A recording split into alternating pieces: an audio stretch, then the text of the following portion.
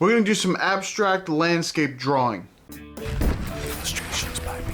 Now, the first thing I want to mention is I really enjoy doing these, and a lot of people don't know. They say, well, how do you go out in the world and draw something abstract from what you see in a picture? How do you do an abstract landscape in a drawing? How does that work with what you do? I'm going to go through that today. Plus, we're going to cover a myth in a myth that's of a myth. So I'm going to be using a pen that you may have never seen before, but there's also pens that you have seen before. So if you ever get hand fatigue, there are people that say, oh, you got to use this kind of pen, or if you have any kind of arthritic problems, I'm not a doctor, it doesn't matter, but you can try one of these pens, and if you've seen them, they're bulbous at the end. I think that's a good word for it. And instead of, if you have a small pen, you kind of bend your knuckle there and you're pushing it into your other finger and you're pressing down with your thumb, and your thumb kind of does this weird angle where it flexes down. It's not supposed to flex that way.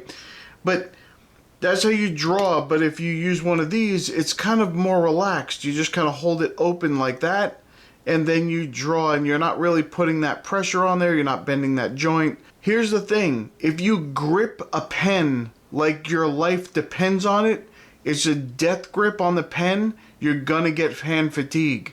And if you have any kind of arthritic problems, you're probably gonna aggravate it because you're gripping the pen. I have to remind myself constantly to release my grip a little bit. Does this work? I guess it could, but I notice if I use this all the time, I still end up with hand fatigue because I'm gripping the thing like my life depends on it. Now, in my search for a pen that I could use in that way, I came across this. It's the Moonman Q1. It's not called that anymore. Mahjong. Now here's the myth inside the myth. So apparently we're talking about pens that you use for arthritic conditions. That's supposed to be a myth. And then the myth inside of it is that this pen itself, the Moonman, it was originally called Queveco, whatever they are, they decided that they didn't like some of the other pens that Moonman was putting out. It was too similar to theirs, even though they were different. So they trademarked their name. They trademarked the Moonman name. This is just from what I'm told. None of this is confirmed. Don't ever listen to me. But so they patented the name, and so they had to change their name to Mahjong. And so that's what they did. It's a Moonman pen. It stinks because I love Moonman pens. They're one of my favorite pens to use ever. I use the T1 all the time. That is my favorite pen. This one is interesting, but it was supposed to be in that vein where you could use it if you had some hand fatigue. It's a little tiny thing, but you put the cap on and then it almost fits in your hand. And you could use it, but because it's so big, again, you wouldn't bend that finger. You just kind of hold it a little bit looser. Now, what I ended up doing here is that cap kept popping off because I was leaning on it. So I ended up just holding it like this and drawing with it like that. And it was the most comfortable experience that I've ever had with a pen. It just fits nicely in your palm like that, and you just draw.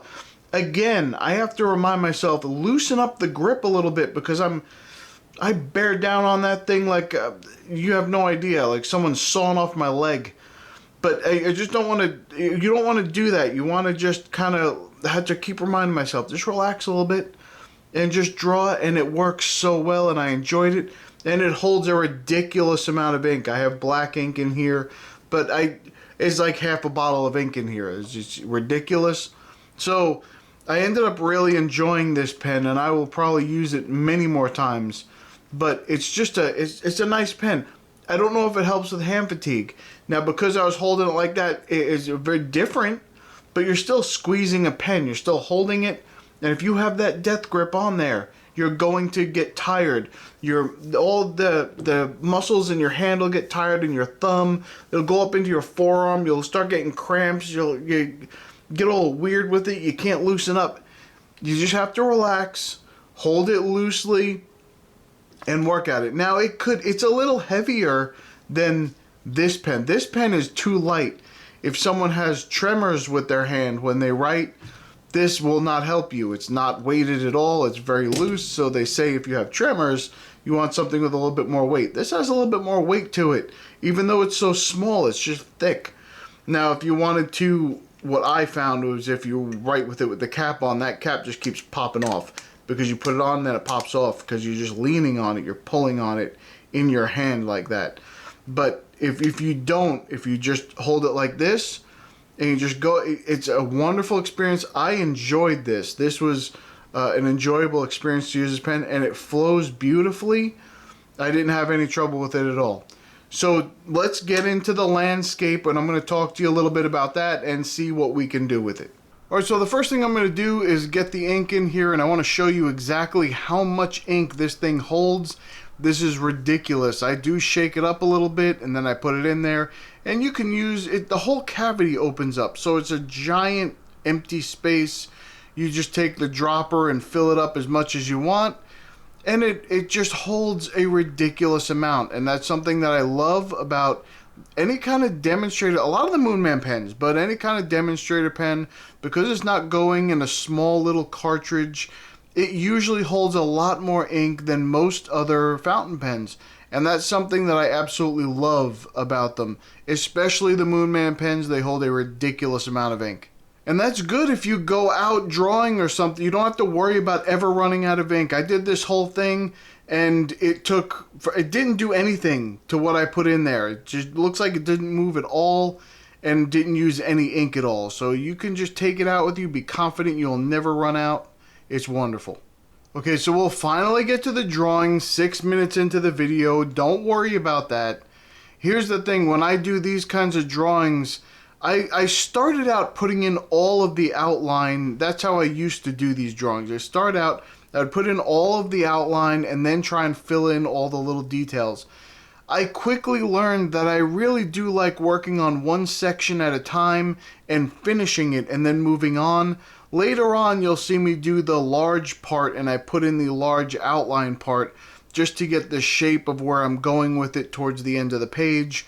But then I just go back and I work one section at a time. I don't sit there and try and do everything all at once. It helps so much for me, and it's a little bit more relaxing, so I don't look at the empty space I've created and say, wow, I've got to fill all this space. Instead, I just fill the little space I created, and then I move on, I make another area, and then I fill the little space that I created with that. It's just a little bit more pleasing. Now, here's the thing, you can do this with anything. You can go out in the middle of nature, go anywhere. I'll put up a picture of what I was looking at, and it's not to be fully representational of this thing. I just decided to use this as a basis, and then I put my own little spin on it. I wanted to give it a little bit of a different shape, and you'll see how it develops, and put a little bit more detail in one spot that's not really there on the picture. But anyway, that's what I wanted to do, and I left out a bunch of stuff that I didn't want to include. So if you go out and you want to just draw in nature, you can do that and create an abstract piece from what you're looking at. And a lot of people have trouble with that. I understand that. That used to be a big thing for me. How could I possibly create anything abstract from what I'm looking at outside? That's real stuff, and I want to kind of follow those lines, and I don't know how to do it. This is a great place to start. It's just mostly contour lines. It's just you're finding a shape, and then you're building contour lines around it to make it more interesting, and then the shape next to it does not have those contours. It's different lines that give it a different shape. And especially look at the large part towards the end. When I do that whole big large part on top, I'm making sure that I make you see that that's all one shape. But then when I go to the next shape, it's a smaller shape, and it's down, and it looks like it's a separate thing. You'll see. It's hard to explain, but you'll see it when I go through this. I started out knowing that I wanted to do the contour line thing, but not knowing exactly what I was going to do and what I wasn't going to do. I left like 3 of the spots open that I didn't put contour lines in the foreground. One of them in the bottom left is where I signed my name at the end. But those areas might pop out a little bit because I didn't do anything in there. But the other parts will pop out. I want you to look at it and tell me, where does your eye go when you first look at the piece? When you first look at it when it's done, just go to the end, pause the video, but wait till the end. That's what I meant. Then pause the video and just see, when you look at the actual photo at the end, the full drawing at the end, where does your eye go? Because my eye goes somewhere, and I don't know if yours will as well. It kind of flows into the one spot. So, but anyway, I'd like to hear from you. Would you try this kind of thing? That's what I really am trying to do, is give you ideas to try. I want you to try this kind of stuff and see how far you get with it, because it's fun, it's enjoyable. All you're doing is putting in lines. You're making a shape and filling it in with lines. That's all you're doing. It's not difficult. You decide what kind of lines go in it. They can be horizontal or vertical, or follow the curve of the object and be more like a contour line, however you want to do it. But I would like you to try doing this and then let me know. Does it work out for you? Do you like it? Do you enjoy it? I think that's very important. That's really a big part of what I'm trying to do, is encourage you to have different ways to create things. And I eventually get to the point where I say, oh, you know what, I like that, or I don't like that, and I'm going to create some more of those. But you can do that. It's not a difficult thing. And speaking of difficult things, why is it that, well, I mean, I don't really know why it is, but I started doing the podcast, and I started doing that thing, and immediately I got like rage quits. There were people that they disliked the video and then quit the channel, and that's fine. I guess some people don't like that, especially if I'm trying to say that abstract art is a real thing, and there are some other things surrounding it where people try and say it's not a real thing, but it is, and then I cover those issues and people get a little upset about it, and that's okay. I don't have a problem with that. I understand that not everybody likes the same thing, but a couple of you have said something very similar, where you said, when you look at abstract art at first, you're not really too interested in it. It takes time to build interest into the art. And I will say this, I think I've shared this before, but when my wife and I were living in Pennsylvania, she bought this piece of abstract art, and it was very simple. It was kind of like a brownish gold background, and then some black marks over the top of it in different shapes. And there might have been a little bit of, from my memory, there could have been a little bit of red in it. I don't know. I have to go look at it. Right now it's not up. But she put it up right across from the front door, so I'd walk in every day from work, and I'd stare at that piece. And I hated abstract art. I'm not saying that I didn't like it. I'm saying that it irritated the living hell out of me. I just did not like, I hated abstract art. I thought it was dumb. I thought it was stupid. I thought it had took no skill. You just do something. You expect everybody else to like it, like you're so important. I was all over the place with that stuff. And then I started to look at it more and more, that one painting. And it became something that I actually started to admire. I started to look at it, and I started to like it. And then I'm like, wait, what am I doing? I'm not supposed to like this. I said I didn't like it, and now I'm starting to like it. Something's wrong with me. Maybe I need to go see somebody. But anyway, I ended up where I started to like it, and then I started looking at other people's art and saying, wait a minute, there's a reason that I like some of the abstract art, not other parts of the abstract art. I don't really like the abstract art where you're just flinging the paint on the page. I understand the concept. I'm not saying that it's not art. I understand the concept that you're just putting your emotions into the paint, or the way it's splashed on there. I get that. I'm fine with it. I don't have a problem with it. I just don't like it. So that's kind of where I am with it now. But I started looking at other art saying, wait a minute, those principles are present. Any kind of art principles are there in the art that I like. And I'm saying, yeah, it actually has composition to it. It actually looks interesting. There's details in it that I want to figure out. And that's what I like about it. So it took a long time for me to really like abstract art. And it took years before I would ever try the abstract art. Except one. I did one abstract where I did the It was kind of like a tree, like an abstract tree. I enjoyed that, but I never did it again. It was never something I wanted to do again. I just wanted to see if I could do it with the watercolor. I did, and it was fine, and I liked it, and then I was done. I was, nope, let's move on from here. So, but then I did it more and more and more, and I started to love it. Now, I've also shared where I used to do abstract art. I didn't know that's what it was at the time, but when I was in school, when I was younger, I used to draw little shapes and patterns all over the page and kind of make it look like something or make it look like nothing, but just kind of make it look cool. But I thought that I was over with that. That was when I was younger. That was when I was just a kid, and I don't do that anymore. As I got old and I started looking at it, I said, wow, I actually really like this. I want to do this some more. And then when I started this channel, I still wasn't doing it. I was doing more of a looser watercolor, line and wash stuff, and animal paintings and that kind of stuff. And that's what I was doing when I started this channel. And then I started saying, you know what? I really want to explore this abstract thing, and I want to get onto it and see what I can do with it. And ever since then, it's been an obsession with me. I love abstract art. I love looking at other people's abstract art. I love making abstract art and trying to make it look more interesting this time than I did last time. That's real. I just love doing it. So that's what a lot of you have said in other comments. You said, yeah, I used to not like the abstract art. It has to grow on you. You have to kind of figure it out. It has to grow into it.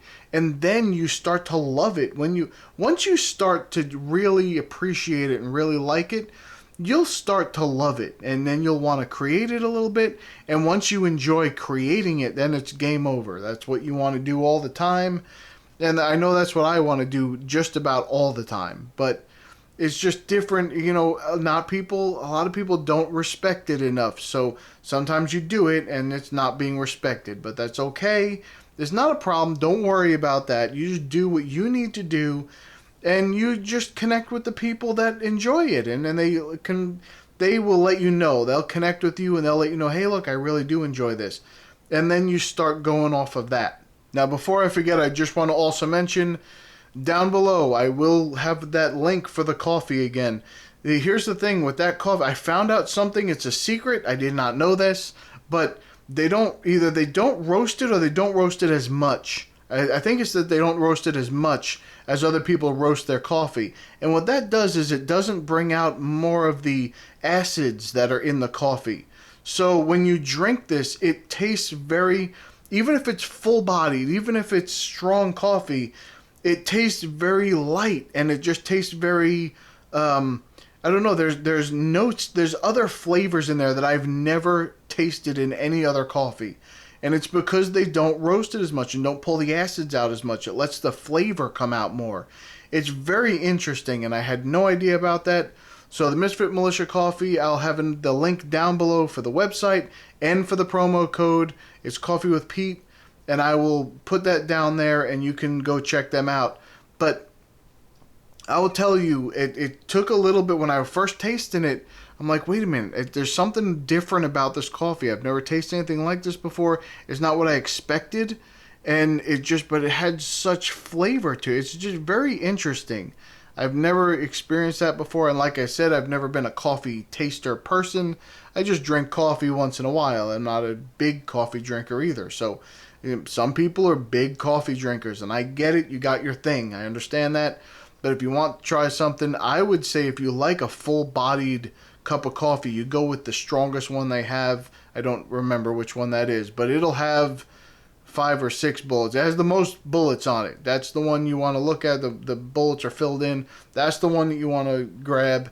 And then the other ones are a little bit lighter. If you like a lighter coffee, if you like more of a tea, you can find coffee that they have that only has like the 1 or 2 bullets in it.